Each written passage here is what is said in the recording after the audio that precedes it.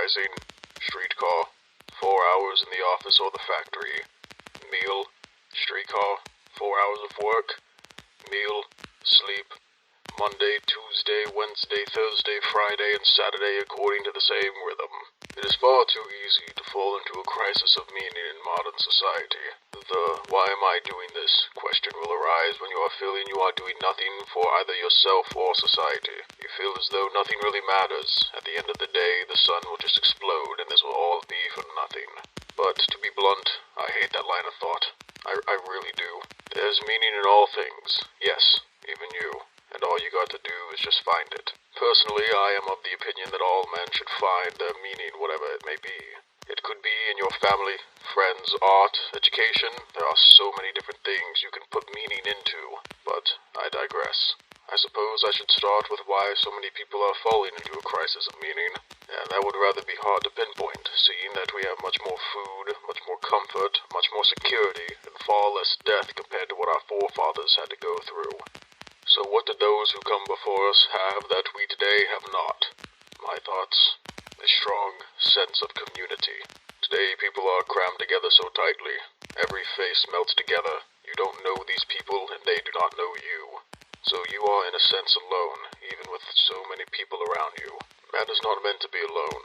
We simply are not programmed for it. We look up and down looking for some ounce of community, and what little we may have is nothing more than faceless boxes that speak back to us. It is lonely. It is sad. This is not how man is meant to be. We were made for others. We were made to gather and help one another. The Indians of times long past lived the way man was meant to live, with nature, with each other, with purpose. They had a duty to their fellow tribesmen, to work and serve each other so that their small tribe may live on. That was their purpose, and they did it rather well. Furthermore, throughout history, man had a strong instinct to belong to a group, or tribe. But the tribe model has been killed by modern society. Going back in time, many European settlers were taken as prisoners during times of war. But once they had an opportunity to return to their relatively modern society, they refused, preferring to stay in the primitive way of life. It is only human nature, after all. Man has not adapted to the environment of its own making. We are still made for the hunter-gatherer lifestyle. Man cannot cope with the world that he has made. Man cannot cope with the world of his own making. Depression, self-harm, other mental illnesses are only going to become more and more abundant. Now that we have some idea of what causes this, we can try to fix it to the best of our ability. To start, we need a foundation of thought to build off of. At first chance, one can try existentialism. However, I do not fully agree. Existentialism states that you need to give meaning to your own life and everything around you. You aren't put here for a specific reason, you just are, and you must make your own path. I do agree to an extent, but I subscribe to the thought that came before it, the thought of essentialism. The belief that what you are meant to do has already been determined. Way back in ancient Greece, essentialism was the norm. The idea that everything has an essence, including humanity.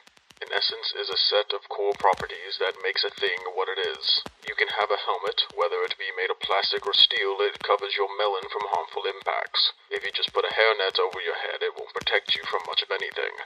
The essential property is a fully covering hard mass covering your head. Now everything has an essence, including you. You may not know what your essence is, but that's okay. We just need to find it. I can only speak through my own life experience, but I think you can use it to find your essence as well. As stated before, I work at a fab shop, and I do fully believe creating things is what my essence is. It's my calling. It is what I've been placed upon this earth to do. Now, why do I believe this? Because I become fully immersed in my work. Time just seems to fly by. It feels as though I've only been working for 2 hours, and then suddenly, boom, it's lunch. Then after lunch it feels like I only work for an additional 2 or so hours, and then boom, it's time to go home. I truly believe to find your essence, you need to be fully immersed in your work. Your body, mind, and soul must be fully dedicated to a task. I believe whatever you do that makes time fly by gives you a good idea of what you have been placed upon this earth to do, and you will find great joy in doing what you have meant to do. There are things you must avoid to find your satisfaction, most of all being to avoid nihilism at all costs. Do not fall for the meaningless trap. If you believe that it is all for nothing, as said closer to the beginning of my little video, you will fall into a deep and dark depression greater than the one before it. Something you must do is fill your time with what you are meant to do. If you are meant to be an artist, and the good Lord knows that I'm not meant to be an artist, then you must take the time to sit down and sketch or paint or whatever you need to do. And finally, you must create a schedule. Say to yourself what you are going to do, and if you say you are going to do that thing at 6:30 but then it's 6:33, don't say to yourself, well, looks like I'm going to have to wait till 7 o'clock. No, that's BS. Get off your butt and go do what you need to do. Force yourself if necessary. No doubt it will be hard, and you may not like the scheduling part of my advice, but it has worked for me. Rather well, in fact. People will live on if they have a reason to live. I can't remember where I heard this. It was either from the Gulag Archipelago or something to do with the Holocaust.